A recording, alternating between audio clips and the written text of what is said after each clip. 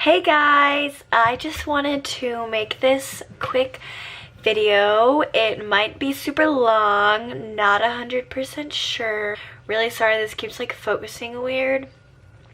Hopefully it doesn't keep doing that. I've had a conversation and I've listened to a rant today. And I've actually done a rant myself. You follow me on my Instagram at elegantlyfitmaya. I want to address multiple things. First of all, there is a difference between disordered eating and an eating disorder. And many people do not actually know the difference. A lot of people do realize that they just have disordered eating and they can't, they can tell themselves to snap out of it. That is as easy as it could get with disordered eating. You tell yourself this is not healthy, this is not right. Why does it keep focusing? I'm sorry. You can tell yourself this is not right, this is not a good mental health setting that I am in at right now. And for an eating disorder, you don't even realize at first that what you're doing is wrong. You think that it's normal. Then you do. It's kind of like the 5 stages of grief. It's denial.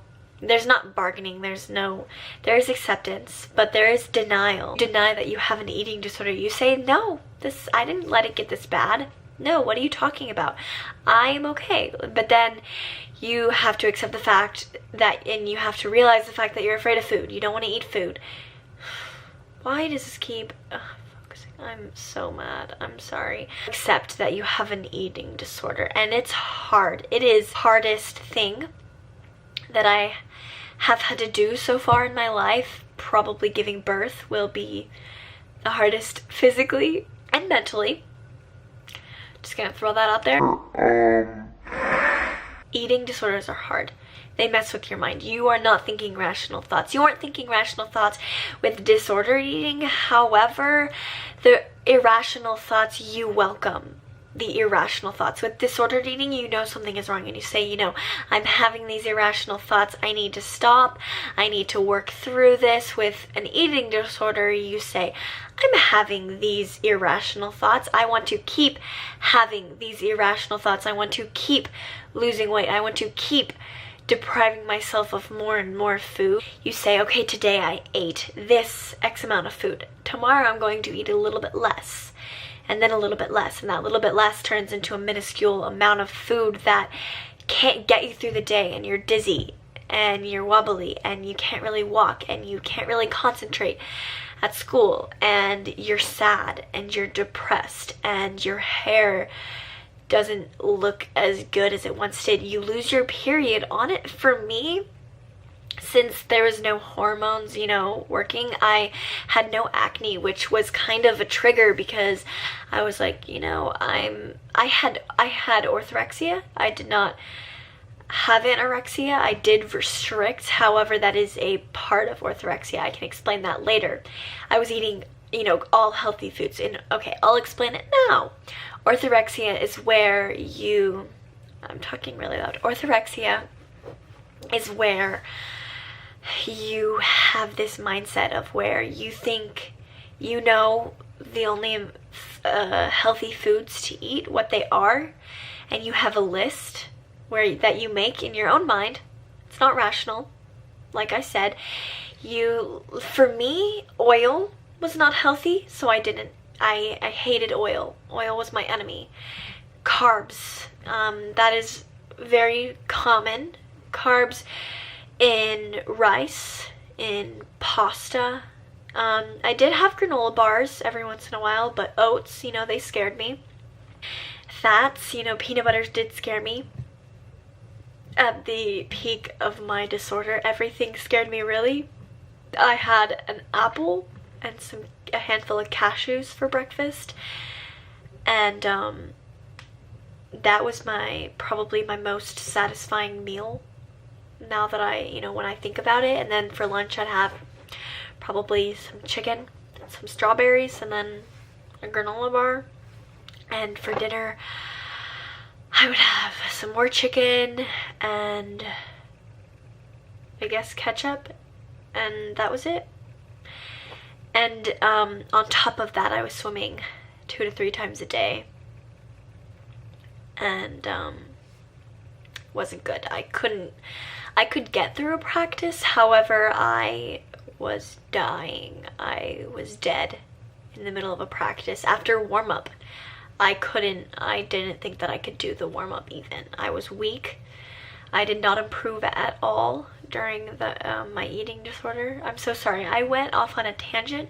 I was explaining orthorexia. It's basically where you have, okay, I'm so sorry. I'm gonna get better at this. You have this list of food that you think is healthy, and it's not rational. Maybe you think that oil and chicken are the only 2 things that you can eat. You know, I didn't like oil. That was on my no list, but that could be on your yes list. It's not rational. There's no really rhyme or reason to what goes onto your list and what is not on your list. And another part of this disorder is where you think that you're better than everyone, and you judge others when they don't eat as healthy as you. And you know, it starts off small, like every eating disorder, and the list gets smaller, and you judge people openly. And you say, that's not good for you, you shouldn't eat that. And I didn't realize that it was wrong to say that to people, because a lot of people, you know, who aren't in the fitness industry, they eat fine for, you know, not being in the fitness industry. They don't have to, you know, they don't work out. They don't want to improve on their cardiovascular fitness. They do it by going on walks and doing other active activities. An eating disorder will live with you forever, but I don't think that, you know, if you go online and you go to National Eating Disorder website, there will be criteria for you to meet in order to be diagnosed with an eating disorder. You do not have to meet every single bullet point for the criteria to have the disorder.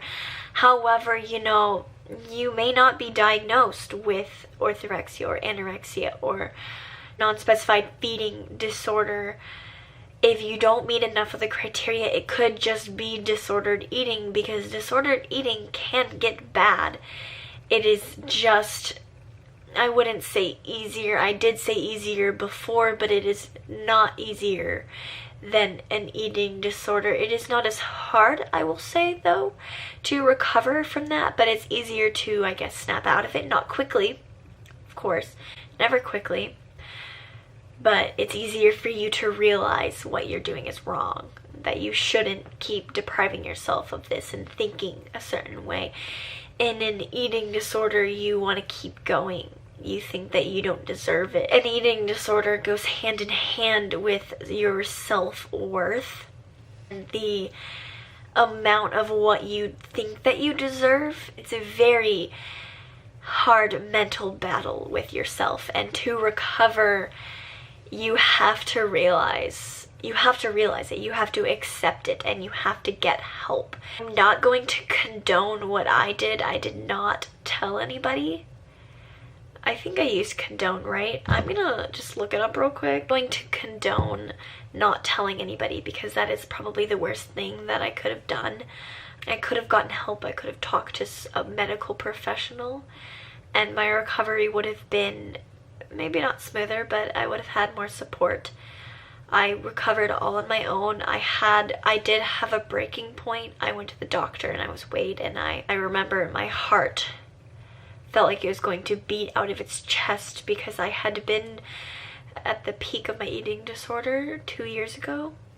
About this time last year, or 2 years ago, I was in the middle of recovery because I had gone to the doctor once. I was sick a lot freshman year, just because, you know, I was depriving myself a lot of nutrients and food, and I was very weak. And I had been to the doctor 2 weeks prior, and I weighed 20 pounds less that day than 2 weeks before. And it was hard because I was a little bit embarrassed, because my mom was right there, and I didn't want her to see that. That's when I realized what I was doing to my body was wrong. I was very fortunate to have my breaking point and acceptance point before my organs shut down. Okay, I'm going to go off on a little tangent maybe. I don't know how long this will last. But the extent to which you struggled, in my opinion, does not matter. I do think that if you struggled for 1 month, that could be classified as disordered eating, just because if you were to snap out of it 1 month later, that is realizing it. That is realizing that it's, that's acceptance. A lot sooner than an actual eating disorder. I didn't really know what it was. I knew that it wasn't right for me to weigh that less in that short of a time period. It was hard. That year is a blur. It really is. I remember declining hanging out because there was going to be food there. Found out that I was lactose intolerant. My freshman year, probably the happiest day of my life. Not going to lie. I was sorry, burp. That was probably, I was very excited because I could cut something out. I could take something off of my yes list and I could put it on my no list for no reason. And looking back, that was so wrong of me. Now I am actually lactose intolerant. I did think for a while that I just made myself think that, and I made myself sick thinking about it. But I am lactose intolerant. After I recovered, I did try dairy again, and it was not good. Not gonna go into details, but I'm sorry if that made anybody uncomfortable. I really don't care. I care about your feelings, I do, but I am not embarrassed by anything. I think that is one of my favorite things about myself. Yes, I do like myself. Yes, I believe in self-love. No, I'm not selfish for thinking highly of myself. Yes, I do have bad days. Yes, everybody has bad days. I'm definitely going off on a tangent. I think I just wanted to just rant. I'm at 14 minutes. It's 9/12, April 27th. It's a Thursday. I think I'm gonna go. Okay, so I'm back. I had to text my friend real quick. Shout out to you. You know who you are if you want to look in your messages and see when I texted you. I'm not gonna say her name just because I don't know if she is okay with me saying her name. Probably is, but I'm just gonna leave it at that. Eating disorders and disordered eating do have a difference. There is a website called nationaleatingdisorders.org. I recommend, if you think that you have an eating disorder, to go to this website. If you think that you know somebody with an eating disorder, go to this website. It has a lot of information. There's a screening tool. You don't know whether or not an eating disorder. Orthorexia nervosa. Orthorexia nervosa is not currently recognized as a clinical diagnosis in the DSM-5, but many people struggle with symptoms associated with this term. I do believe that it will be recognized because it is real. I can tell you that it is real. Many other people can tell anybody that it is real. Just as real as anorexia, which is medically recognized. And it says, those who have an unhealthy obsession with otherwise healthy eating may be suffering from orthorexia nervosa, a term which literally means fixation on righteous eating, which goes hand in hand with the fact that you think that you're better than anybody who doesn't eat as healthy as you. It does start out as an innocent attempt to eat more healthy, but you do become fixated on the food and the food quality and the purity of the said food. You become consumed with what and how much to eat. and how to deal with slip-ups. It says right here, an ironclad will is needed to maintain this rigid eating style. Every day is a chance to eat right, be good, rise above others in dietary prowess, and self-punish if temptation wins, usually through stricter eating, fasts, and exercise.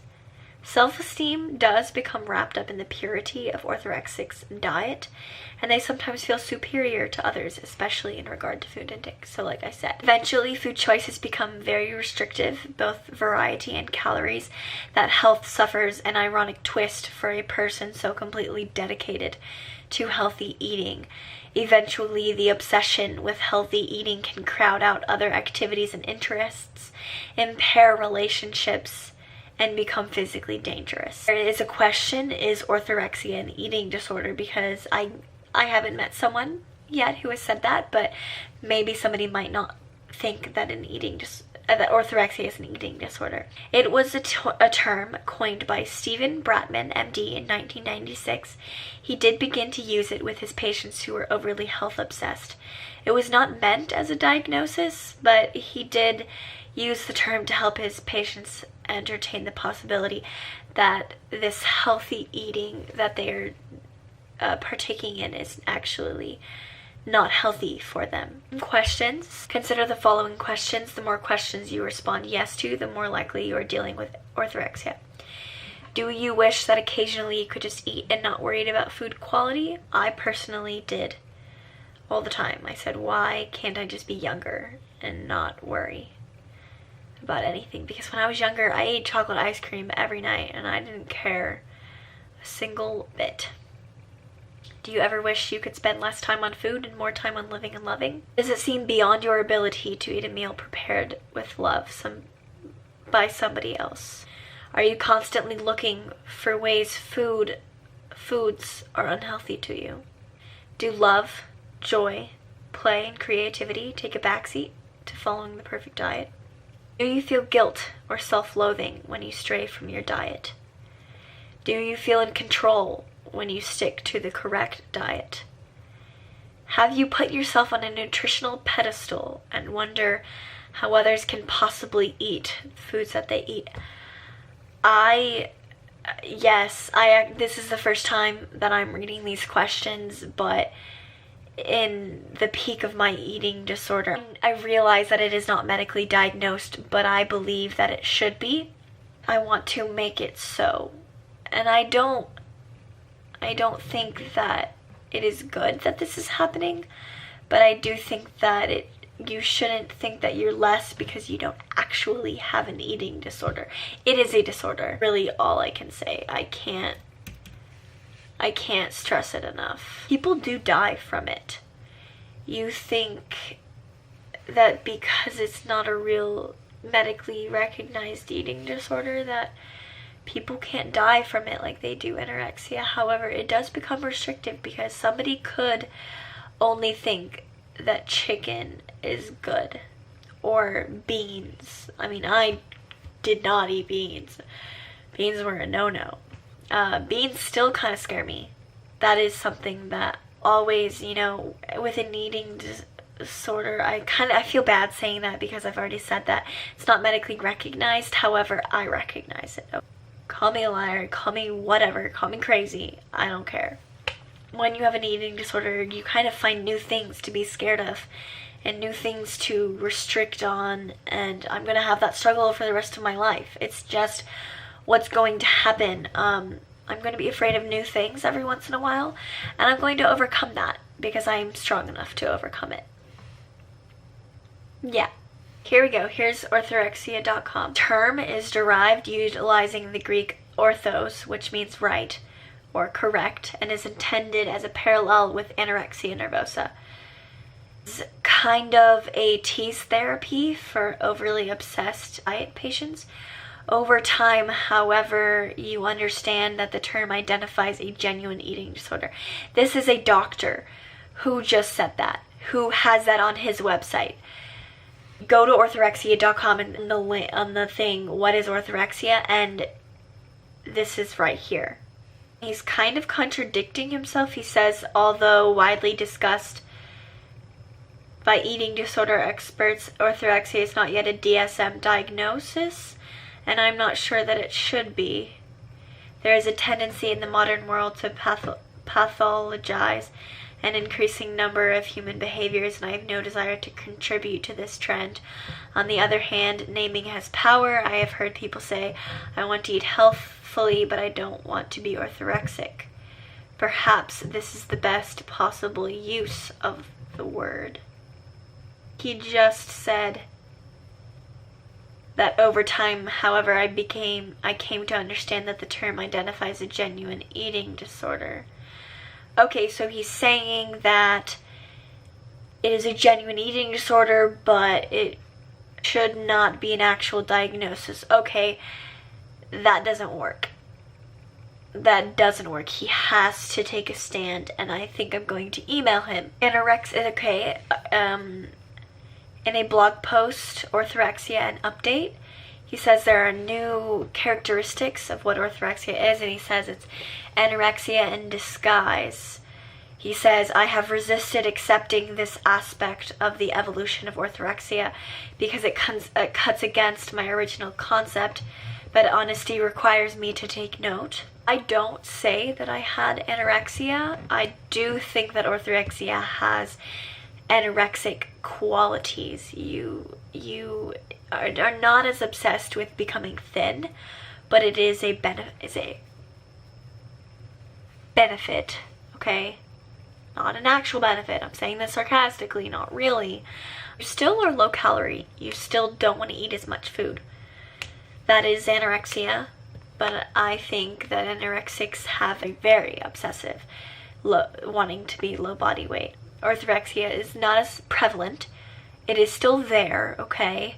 I do agree with him that when he said that coining these terms is becoming more and more, but I think that the human world is going to have more and more disorders being created because of society and societal standards.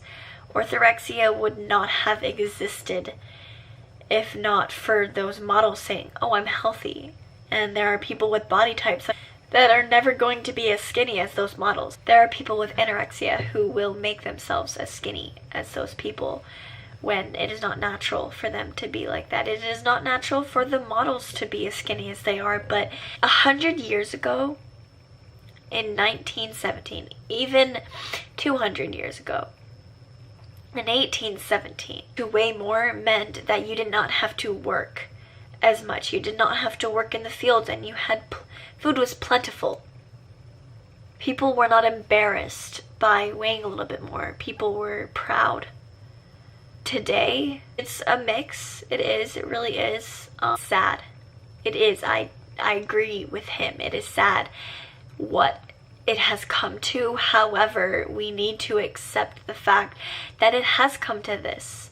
And I'm not going to hide the fact that I am a Christian and I want to okay, you don't know me. I have a life plan. Not going to explain it right now. However, it does include me living till I'm 102. Probably not going to happen. However, that is my goal. When I set a goal, I meet that goal. It's going to be God's plan whether or not I live till I'm 102. Hopefully it is. But I do believe that God is going to come down to earth a second time. Like in the Bible, it says his second coming. And everything's going to be perfect. And, you know, if I'm like 30 and that happens, I'm okay with that. Because in heaven and in the second world and the second coming, all these disorders aren't going to exist. That is going to be such a great day. And I'm going to cry tears of joy. If I'm already dead and God decides that that's the moment, I will still cry tears of joy. In heaven, I might not be able to cry because everything's perfect in heaven, and I might forget what tears are because I'll have been so happy for so long. I don't know. I don't know what heaven's like. I can only imagine. The human world has come to this. It is a fact, and we need to accept that, and we need to proactive in helping others recover and noticing the signs and symptoms. If you think that you or a loved one has an eating disorder, go to nationaleatingdisorders.org and get screened. If you don't want to go to a doctor or you don't want to tell somebody, if you want to message me on Instagram at elegantlyfitmaya, if you want to message me at this YouTube channel, I think that you can, or you can just leave a comment. I don't know how you message people on YouTube. So if you just want to message me on Instagram, I'm here for you 100%. Even if I don't know you, I'm here for you, okay? Unless you're a creeper. I'm so sorry, but if you want to be creepy, I'm not about that life. I'm here for you. You are worthy. You are worthy. Let me say it again. You. Ow, I just hit my elbow. You are worthy. We're not perfect. We're human. We make mistakes. We let ourselves go. We let ourselves get too far. We let ourselves starve, okay? We let ourselves do these awful things to ourselves. But you know what?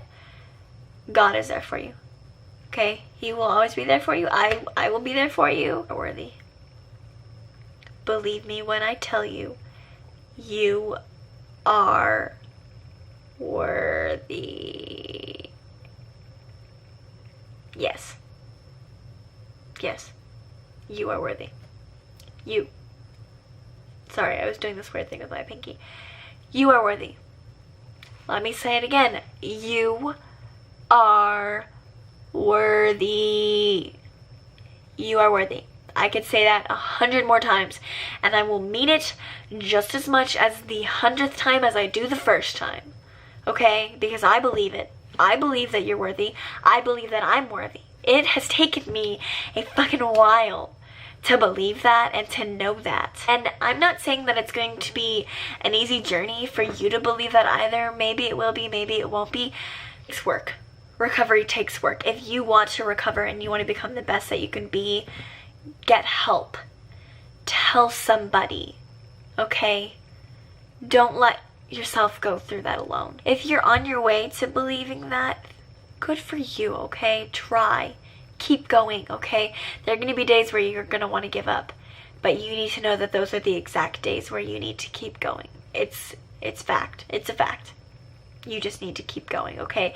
The hard days, you just need to get through them, and you need to get a cute dog, okay? If you already have a cute dog, hug that cute dog, okay? They will help you.